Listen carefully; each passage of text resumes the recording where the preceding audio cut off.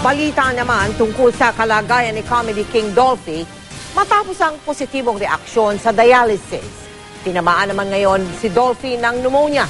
Ayon po yan sa kanyang anak na si Eric Quezon. Nakatutok si Sandra Aguinaldo, live mula sa Makati Medical Center. Sandra. Mel, nananatiling matatag ang pamilya ng ating Comedy King na si Dolphy sa kabila ng kalagayan niya ngayon.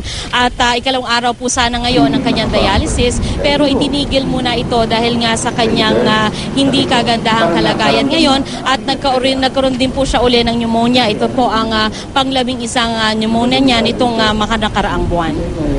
Today, doctors decided to stop the dialysis because my dad's heart rate went up and his blood pressure went down.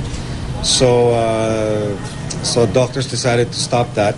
However, it has been regulated. His heart rate is still fluctuating. His blood pressure, although his blood pressure has been regulated. No? His kidney, the creatinine is down, but it's still very high. What I mean is that it doesn't fall within that normal range. So mas mataas pa rin siya because 2 days ago it was in the 2-point range. And now it's down to 1.58, but the normal range is still 0.7 to 1.2, somewhere there. No? So that's one good news. Binalita rin ni Eric na ang kanyang ama ay nagpapakita ng reaksyon sa boses ng kanyang pamilya kapag tinatawag nila ito. Yun na nga lang ay kontrolado daw ngayon ang pagpasok sa ICU dahil nga hindi ito dapat matapuan ng anumang sakit. At ibinalita din sa atin ni Eric na may lagnat ngayon ang kanyang ama.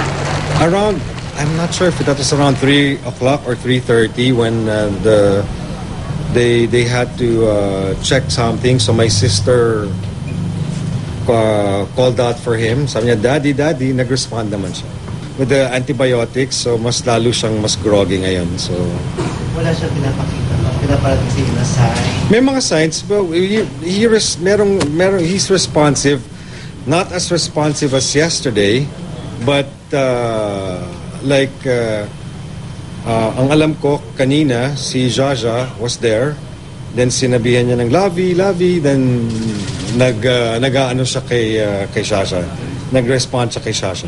Maski kanina din when they were checking on him, my sister, Daddy, then he responded. Kaugnay nito ay naglabas naman ng statement ng ina ni Eric Quezon na si Alice Smith na nakatira ngayon sa Amerika.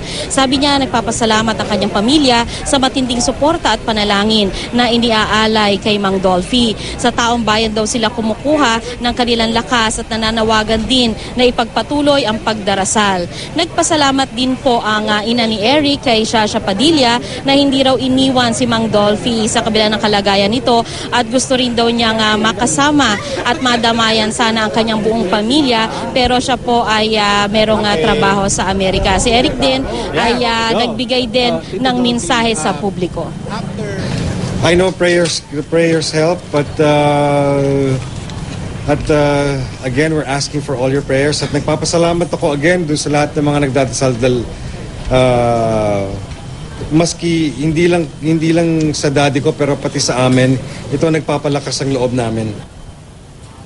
Mel, nananatili sa tabi ni Dolphy ang kanyang pamilya. Nagre-relyebo raw sila para sigurado talagang mababantayan nila ang hari ng komedya. At bukas po at sa linggo ay magbibigay pa rin ng briefing sa media si Eric Quezon para nga po mabigyan ng update ang publiko tungkol sa kalagayan ng kanyang ama. Mel?